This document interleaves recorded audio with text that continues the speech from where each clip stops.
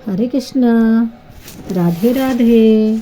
मेरे प्यारे माता बहनों एवं बंधुओं, आज जया एकादशी 20 तारीख दिन मंगलवार को है। इसका उपवास 6:21 से स्टार्ट हो जाएगा और 21 तारीख को इसका पारण 6:20 से 10:09 तक रहेगा। भाई बंधुओं, अब हम कथा सुनाने जा रहे हैं। एक बार युधिष्ठिर ने भगवान श्री कृष्ण से पूछा, भगवान कृपा करके यह बताइए कि माघ मास के शुक्ल पक्ष में कौन सी एकादशी होती है, उसकी विधि क्या है तथा उसमें किस देवता की पूजा किया जाता है। भगवान श्री कृष्ण बोले, राजेंद्र, माघ मास के शुक्ल पक्ष में जो एकादशी होती है उसका नाम जया है। वह सब पापों को हरने वाली उत्तम तिथि है। पवित्र होने के साथ ही पापों का नाश करने वाली तथा मनुष्यों को भाग और मोक्ष प्रदान करने वाली है। इतना ही नहीं, वह ब्रह्म हत्या जैसे पाप तथा पिशाचत्व का भी विनाश करने वाली है। इसका व्रत करने पर मनुष्यों को कभी प्रेत योनि में नहीं जाना पड़ता। इसलिए राजन, प्रयत्न पूर्वक जया नाम की एकादशी का व्रत करना चाहिए। एक समय की बात है, स्वर्गलोक में देवराज इंद्र राज्य करते थे। देवगढ़ परिजात वृक्षों से युक्त नंदनवन में अप्सराओं के साथ विहार कर रहे थे। 50 करोड़ गंधर्वों के नायक देवराज इंद्र ने स्वेच्छा अनुसार वन में विहार करते हुए बड़े हर्ष के साथ नृत्य का आयोजन किया।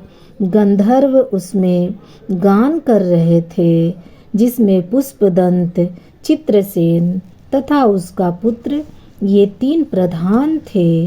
चित्रसेन की स्त्री का नाम मालिनी था। मालिनी से एक कन्या उत्पन्न हुई थी जो पुष्पवंती के नाम से विख्यात थी। पुष्पदंत गंधर्व का एक पुत्र था जिसको लोग माल्यवान कहते थे। माल्यवान पुष्पवंती के रूप पर अत्यंत मोहित था। ये दोनों भी इंद्र के संतोषार्थ नृत्य करने के लिए आए थे। इन दोनों का गान हो रहा था। इनके साथ अप्सराएं भी थी। परस्पर अनुराग के कारण ये दोनों मोह के वशीभूत हो गए। चित्त में भ्रांति आ गई, इसलिए वे शुद्ध गान न गा सके।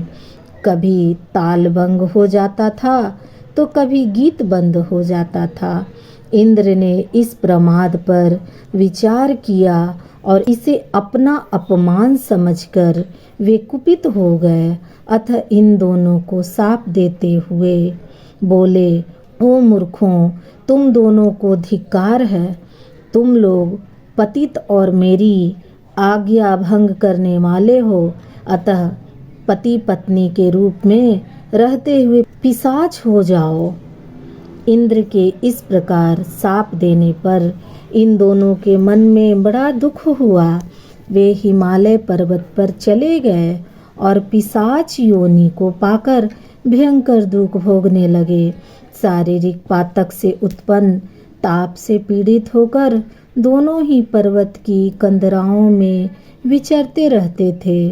एक दिन पिशाच ने अपनी पत्नी पिशाची से कहा, हमने कौन सा पाप किया है जिससे यह पिशाच योनि प्राप्त हुई है। नरक का कष्ट अत्यंत भयंकर है तथा पिशाच योनि भी बहुत दुख देने वाली है। अतः पूर्ण प्रयत्न करके पाप से बचना चाहिए। इस प्रकार चिंता मग्न होकर वे दोनों दुख के कारण सुखते जा रहे थे। दैव योग से उन्हें माघ मास के शुक्ल पक्ष की एकादशी की तिथि प्राप्त हो गई। जया नाम विख्यात वह तिथि सब तिथियों में उत्तम है। उस दिन उन दोनों ने सब प्रकार के आहार त्याग दिए, जल पान तक नहीं किया। किसी जीव की हिंसा नहीं की, यहाँ तक कि खाने के लिए फल तक नहीं काटा। निरंतर दुख से युक्त होकर वे एक पीपल के समीप बैठे रहे। सूर्यास्त हो गया। उनके प्राण हर लेने वाली भयंकर रात्रि उपस्थित हुई। उन्हें नींद नहीं आई।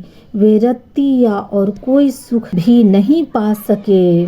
सूर्योदय हुआ। द्वादशी का दिन आया।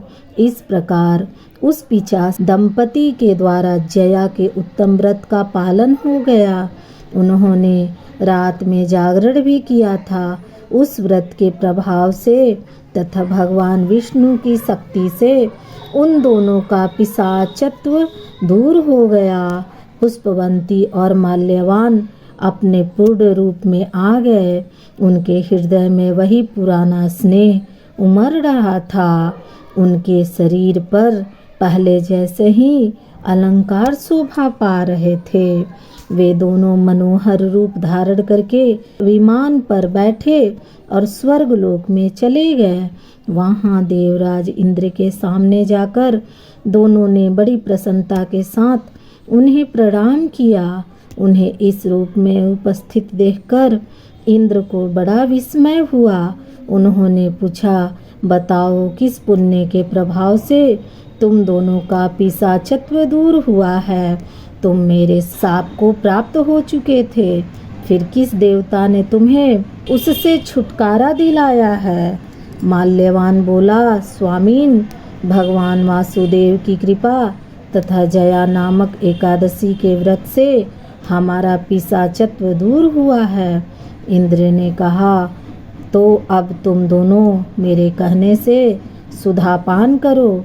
जो लोग एकादशी के व्रत में तत्पर और भगवान श्री कृष्ण के शरणागत होते हैं, वे हमारे ही पूजनीय होते हैं। भगवान श्री कृष्ण कहते हैं, राजन, इस कारण एकादशी का व्रत करना चाहिए। नृप श्रेष्ठ जया ब्रह्म हत्या का पाप भी दूर करने वाली है। जिसने जया का व्रत किया है, उसने सब प्रकार के दान दे दिए और संपूर्ण यज्ञों का अनुष्ठान कर लिया। इस महात्म्य के पढ़ने और सुनने से अग्निष्टकम यज्ञ का फल मिलता है। बोलो बोलो हरे कृष्ण, राधे राधे। मेरे प्यारे बंधुओं, हमें सब लोगों को एकादशी का व्रत अवश्य करना चाहिए। राधे राधे, हरे कृष्ण।